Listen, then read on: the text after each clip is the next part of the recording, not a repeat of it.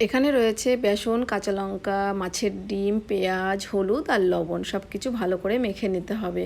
মেখে কিন্তু তেলে ভালো করে বড়া ভেজে নিতে হবে। আজকে রেসিপি শেয়ার করছি তোমাদের সাথে ঝিঙে দিয়ে মাছের ডিমের বড়া। ভীষণ একটা টেস্টি তরকারি। তো এটাও কিন্তু আমার শ্বশুরবাড়িতে ফার্স্ট টাইম খাওয়া। তোমরা কমেন্টে করতেই পারো কি তুমি কি কোনোদিন কিছু খাওনি। অ্যাকচুয়ালি আমি সত্যি এই টাইপের রেসিপি খাইনি। মাছের ডিমের বড়া তো আমি প্রচুর খেয়েছি, কিন্তু ঝিঙে দিয়ে মানে আমি রেসিপিটা খাইনি, তাই ভাবলাম যে তোমাদের সাথে শেয়ার করি। যাই হোক, মাছের ডিমটা এইভাবে তেলের মধ্যে দিয়ে বড়া করে নিয়েছি।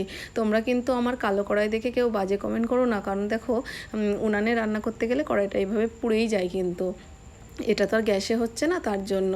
তো যাই হোক, মাছের ডিমের বড়াগুলো কিন্তু ভাজা হয়ে গেছে, আমি এইভাবে তুলে নিচ্ছি। আর পেঁয়াজটা দিয়ে দিয়েছি তেলের মধ্যে। পেঁয়াজটা একটু ভাজা হলে কাঁচা লঙ্কা থেতো করা ছিল সেটাই আমি দিয়ে দিচ্ছি। আর তোমাদের সাথে এইভাবে আমি রেসিপিগুলো শেয়ার করছি। আমার খাওয়াও হয়ে যাচ্ছে আর তোমাদের একটু একটু জানাও হয়ে যাচ্ছে। আর আগে থেকে কেটে রাখা এই ঝিঙেগুলো এইভাবে দিয়ে দিচ্ছি। দিয়ে এর মধ্যে দিয়ে দেবো লবণ।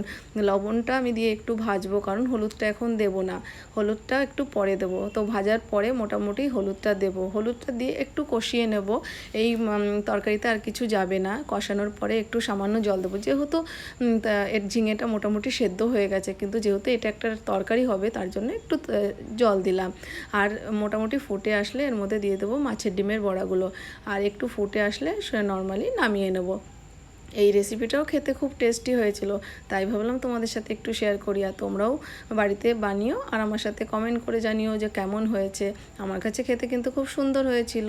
দেখো তরকারিটা নামিয়ে নিচ্ছি, কতটা সুন্দর দেখতে হয়েছে, খেতেও খুব সুন্দর। যাই হোক, আমার চ্যানেলটিকে ফলো অ্যান্ড সাবস্ক্রাইব করে দিও, আর পারলে শেয়ারও করে দিও। চলো দেখা হবে নেক্সট একটা কোনো রেসিপি ভিডিও।